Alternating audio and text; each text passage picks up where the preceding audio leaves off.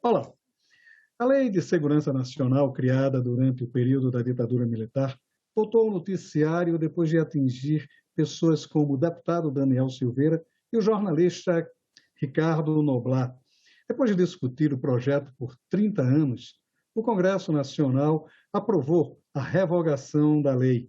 O que pode acontecer a partir de agora? Para falar sobre o assunto, vamos conversar com o bacharel e professor em Direito Wellington Caixeta Maciel. Wellington, vamos começar essa conversa falando um pouco sobre o que é esta Lei de Segurança Nacional. O que foi essa lei? Bom, essa lei é um dos últimos diplomas normativos, ainda de cunho autoritário, né, que vige ainda depois da redemocratização, né, cujo, né, objetivo principal era defender o Estado democrático e o exercício dos três poderes, né, listando os crimes contra a segurança nacional e contra a ordem política e social, né? Essa lei ela passou por várias versões, né? Então a gente tem a primeira versão em 35, outra versão em 67 e a última versão, que é aquela que ainda vige, é a de 83, né? Que vem justamente do período da ditadura militar, né? Ainda que seja pouco aplicada e pouco alinhada, né, com a Constituição Federal de 88, porque ela é anterior. Mas ela, de certa forma, voltou a ser discutida muito ultimamente, né? Exatamente por atingir pessoas como o Ciro Gomes foi atingido por essa lei, o Daniel Silveira, o Ricardo Noblat, o Rui Castro também chegou a ser processado com base nessa lei. Como é que essa lei é tão abrangente e que é capaz de atingir pessoas assim de cunho político tão distinto? Bom, essa lei ela é bastante polêmica, né? Ainda nos anos 2000, né, ela foi utilizada para julgar, né, invasões a prédios públicos promovida pelo MST, né? Depois disso, mais recentemente, né, após um longo período engavetada, ela foi ressuscitada e ela passou a ser utilizada de certa forma, né, para punir, né, ou para enquadrar as pessoas que se manifestavam contra o atual governo, né? Tanto é que nos últimos 3 anos o número de inquéritos instaurados com base nessa lei aumentou significativamente, né? Então a gente tem aí mais de 80 inquéritos, né? Ou seja, é uma lei que vem sendo discutida, né, há bastante tempo pela crítica, né, mas que ficou há 30 anos na Câmara, né, um projeto de lei ficou há 30 anos na Câmara e só em junho desse ano voltou, né, foi para o Senado, onde, né, foi agora, enfim, revogada, mas ainda aguarda, né, a sanção presidencial, né? É uma lei que foi submetida, de certo modo, a um esquecimento, né, nos últimos anos, mas foi recuperada, né, principalmente quanto instrumento preferencial de silenciamento, né, utilizada também aí, por várias pessoas, não apenas pelo atual governo, né? A gente tem aí, além desses casos, né, casos de jornalistas, cartunistas, casos, inclusive, né, do procurador-geral e do ministro da defesa, né, que representou contra um dos ministros do STF com base nessa lei. Então, são vários os casos em que ela foi evocada, né, para, sobretudo, né, em delitos de opinião, né? Então, tem vários casos. Ela parece que é uma lei que fica ali meio adormecida, mas que de vez em quando alguém vai lá e resgata, mais ou menos como um coringa, né? Agora, o presidente, ele tem um prazo determinado para sancionar essa lei, para de certa forma, homologar o, a revogação da lei? Existe um prazo? Como é que funciona? Bom, não tem um prazo determinado. A gente espera que o presidente, né, ele sancione, né, essa lei. Inclusive, não assim, quando eu digo a gente espera, porque essa lei ela pode beneficiar, né, inclusive aliados do próprio presidente, né? Então existe interesse também, né, de ambos os lados, né, para que essa lei ela seja sancionada, né, logo, né? Por quê, né? Em tese, os crimes que são enquadrados nessa lei, caso a nova lei seja, né, sancionada, né, esses crimes deixarão de existir, ou seja, aqueles que, né,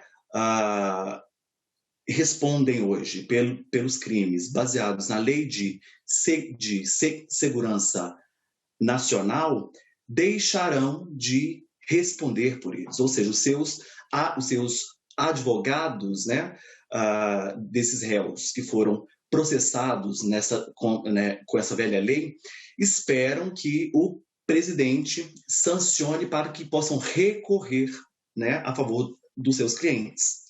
Agora, caberá ao juiz, né, de acordo com o caso, de acordo com cada processo, né, avaliar se, com base, né, na lei, se o réu será beneficiado pela revogação, né, o que ainda depende da sanção presidencial, né? E aí, com isso, se livrar da acusação, ou seja, ainda que os efeitos né, nos casos em que a conduta incriminada e a pena permaneçam, caberá ao juiz de cada caso determinar de acordo com essa nova lei, né? Lembrando que a lei sendo revogada, o projeto incorpora 10 novos tipos penais ao Código Penal, né? Então, com isso, caberá ao juiz, né, de cada caso determinar se os réus continuarão respondendo ou não. Por essa nova lei. Agora, a lei que revogou a Lei de Segurança Nacional, ela prevê uma legislação de crimes contra o Estado Democrático de Direito. O que viria a ser isso? Quer dizer, o que é essa nova legislação? Perfeito. Então, ela traz novos tipos penais, né? Ela traz dentre esses novos tipos penais, né? Temos crime de atentado à soberania, né? O crime de atentado à integridade nacional, o crime de golpe de Estado, o crime de espionagem, o crime de abolição violenta do Estado democrático de direito, o crime de interrupção do processo eleitoral, o crime de comunicação enganosa em massa, que são as fake news, né? O crime de violência política, o crime de sabotagem e o crime de atentado ao direito de manifestação. Então, é um combo, né? Um conjunto de novos tipos penais, né, que serão incorporados ao Código Penal, que também, né, é bastante antigo, né? O nosso Código Penal ainda é de 41, né? Mesmo tendo passado por várias retificações. Agora, bom, de qualquer forma, você abre um leque de novas possibilidades, moderniza a lei, mas era uma lei muito draconiana, né? Uma lei muito dura. Até 83, ela previa, inclusive, a pena de morte, né? Uma coisa absurda no Brasil, porque a pena de morte, salvo engano, ela foi revogada ainda por Dom Pedro II, né, no Brasil, no caso do Brasil, e ela, de certa forma, foi ressuscitada no advento da Lei de Segurança Nacional. Quer dizer, como é esse aspecto também tão draconiano dessa lei? Perfeito. Essa lei ainda traz, como você muito bem disse, ela traz resquícios ainda da doutrina de segurança nacional, né, que foi algo inserido no nosso ordenamento jurídico ainda na década de 30, né, por Vargas, então, em 35. Né? Então, quando ainda se falava sobre uma ameaça comunista, né? Então, assim, tem um pano de fundo por trás disso, uma linguagem belicista, né? E que explicitamente visava identificar os críticos e os opositores ao regime, né? Na década de 60, né, na versão que essa lei teve em 67, lembrando que, né, o Brasil estava no meio de uma ditadura, né, militar, e ela passou por várias outras versões em 69, em 78, em 83.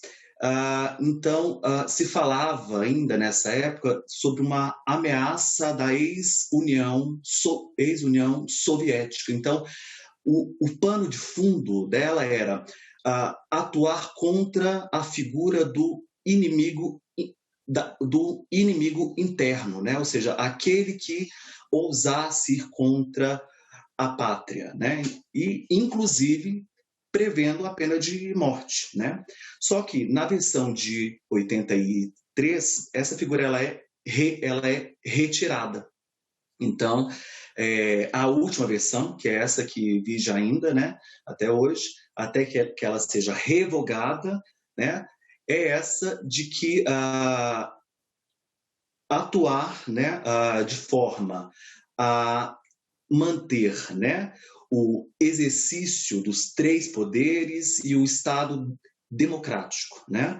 Então, o fundo ainda é esse, né, o de atuar na ordem política e social e contra, né, a segurança nacional, ou seja, ela prevê os crimes, né, contra a segurança nacional. Então, ainda é uma lei, né, autoritária, né, uma lei bastante,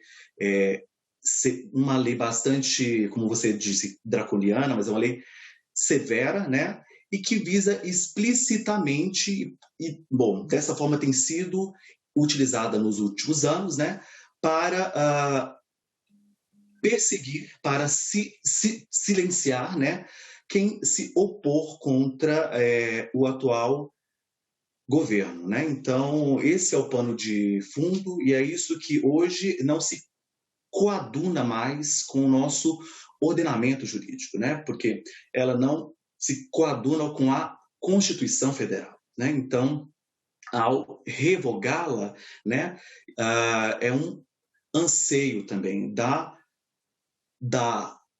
sociedade, né, por uma defesa ao direito de manifestação, né, mas uma defesa, sobretudo, ao Estado democrático, né, e ao regime democrático, né. Então, ao incorporar, né, esses novos tipos penais, né, novos, vírgula, né, ao Código Penal, atende-se, né, a uma modificação, não apenas em termos conceitual, né, mas valoriza e estabelece valores, né, ao Estado democrático de direito, né? De fato, né, é um entulho autoritário, né, que está sendo enterrado. Agora, e essa lei também, ela tinha um cunho político muito forte, o que, de certa forma, fazia com que ela fosse usada mais do ponto de vista político do que institucional mesmo. A nova legislação, ao estabelecer esse crime contra o Estado Democrático de Direito, ela, de certa forma, protege mais as instituições do que propriamente aos mecanismos políticos. A gente pode pensar uma coisa mais ou menos por aí? Eu diria que ela protege tanto as instituições públicas, né, quanto a sociedade como um todo, né? Ela fortalece a democracia, né, ao revogá-la, né? A gente está sinalizando, né, explicitamente, né, que o Brasil de hoje não admite mais o autoritarismo, né, e nem as ameaças, né, de qualquer ordem às instituições públicas nos três poderes, né? Então é uma lei, né, de fato antiga, autoritária, que não se coaduna mais com os anseios democráticos, né? Então é um avanço, né, em termos legislativos, mas é o passo também com que a sociedade brasileira caminha hoje, né? Então a gente não admite mais esse tipo de autoritarismo, perseguição, silenciamento, né, de amordaçamento, né? Então é uma lei que fortalece, aliás, a revogação da lei fortalece, né, o ordenamento como um todo e a sociedade, porque ela também, né, ela enquadra algumas instituições, né, sobretudo as instituições de segurança pública, né, ao tipificar, né, inclusive ao majorar a pena, né, caso alguns desses crimes sejam cometidos por militares, né? Então, a pena dobra. Ou seja, ela mostra, né, os novos tipos penais, né, que serão incorporados ao Código Penal, sinalizam que a nossa sociedade hoje ela é ainda mais plural, né, ainda mais diversa e ela valoriza, né, o direito de expressão, né? Então tem várias questões que eu não diria que beneficiam apenas as instituições, mas também os cidadãos de uma forma, né, geral e a sociedade como um todo. Agora, Wellington, uma coisa que você até já falou um pouco sobre isso, que caberá aos juízes definir o que será dos processos que foram criados a partir da Lei de Segurança Nacional. Mas, de certa forma, os processos que sobreviverem, digamos assim, eles terão que se adequar ao novo regime legal, quer dizer, a nova instituição criada pelo projeto que revogou a Lei de Segurança Nacional. Sim, né? Bom, a gente tem no nosso ordenamento, né? A gente tem que uma norma, né? Aliás, não há crime sem uma lei que o defina, né? Ou seja, se alguns dos crimes que hoje são tipificados, né, pela Lei de Segurança Nacional, se eles deixam de existir, né, caberá, nesse caso, né, ao juiz do processo avaliar se com base, né,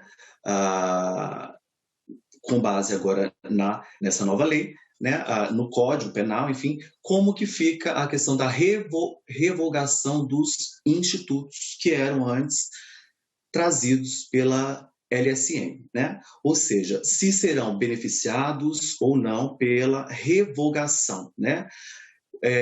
E com isso, né, poderão se livrar da a acusação, né? Ou seja, tem vários casos assim, casos de políticos, deputados também, enfim. Ou seja, a pessoa ela só pode ser punida, né, pela nova lei, se a pena for mantida pelo juiz, né? Isso só vai acontecer caso o juiz justifique a sua decisão no sentido de manter, né? Então isso vai ficando caso a caso, né? Então depende de cada caso, e o juiz decidir agora com base, né, na revogação da LSN como irá ficar, né? Então de certo modo, né, uma faca de dois gumes. Por quê, né? Algumas pessoas poderão ser, né, beneficiadas, né, e outras não, né? Então fica a cargo de cada juiz. Mas, de qualquer forma, a gente já criou um ambiente, digamos assim, mais democrático do ponto de vista legal, porque a Lei de Segurança Nacional, ela dava margens a muita interpretação. Me parece que a coisa fica mais centrada com o novo advento. É isso?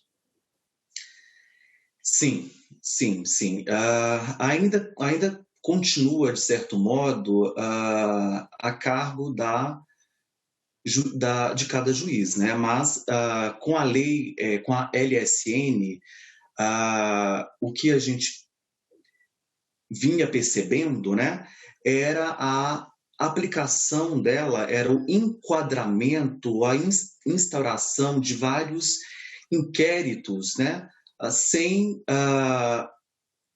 a devida justificativa, né, na forma de intimidar, na forma de amordaçar, silenciar, amedrontar, né? Então, era uma lei que estava sendo utilizada de forma arbitrária, né?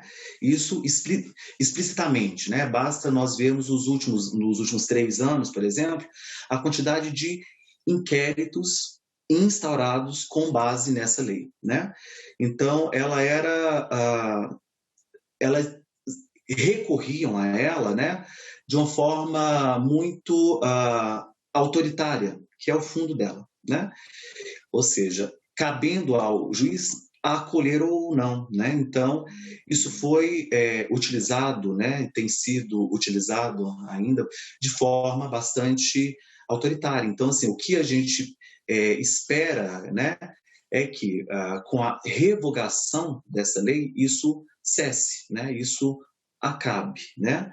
E que agora os crimes estando, né, os 10 novos tipos penais tipificados no Código Penal, né, que isso possa também, né, jurisprudencialmente ter respaldo também, né, e que não seja utilizado principalmente em ano